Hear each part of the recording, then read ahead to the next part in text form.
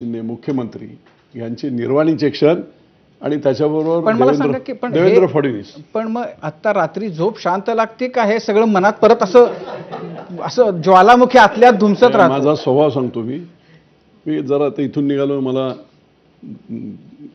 दक्षिण मुंबईत जायचं 1 तास आहे, मी मनात आणलं की एका सेकंदात गाडीत झोपतो.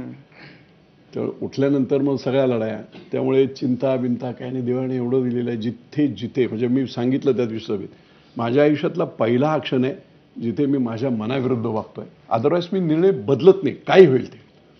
पण मुख्यमंत्री महोदय, तुमच्यामुळे मी हा निर्णय बदलला आहे. मला माहिती आहे त्याची काय कॉस्ट होईल, मला माहीत नाही.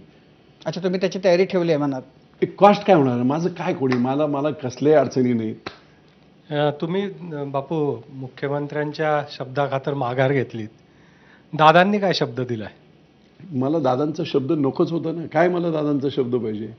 मला कामाच्या बाबतीत तिघांनी शब्द दिले, दादांनी नाही. मुख्यमंत्री कोण आहेत? एकनाथराव शिंदे. उपमुख्यमंत्री वाहन कोण आहेत? देवेंद्र फडणवीस. आणि तिसरं आहे, तिघांच्या साक्षीने या सगळ्या प्रकल्पांना गती देत, म्हणजे गुंजवणीचं पाणी वर्षभरात आलंच पाहिजे पुरंदरला.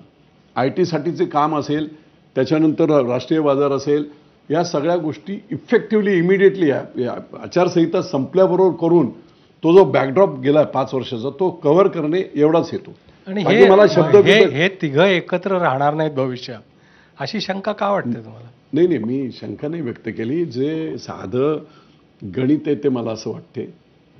पण माहिती अभेद्य आहे, चांगल्या पद्धतीने कामं सगळ्यांची चाललेली आहेत आणि एकमेकांच्या विश्वासात राहून सगळं चाललेलं आहे.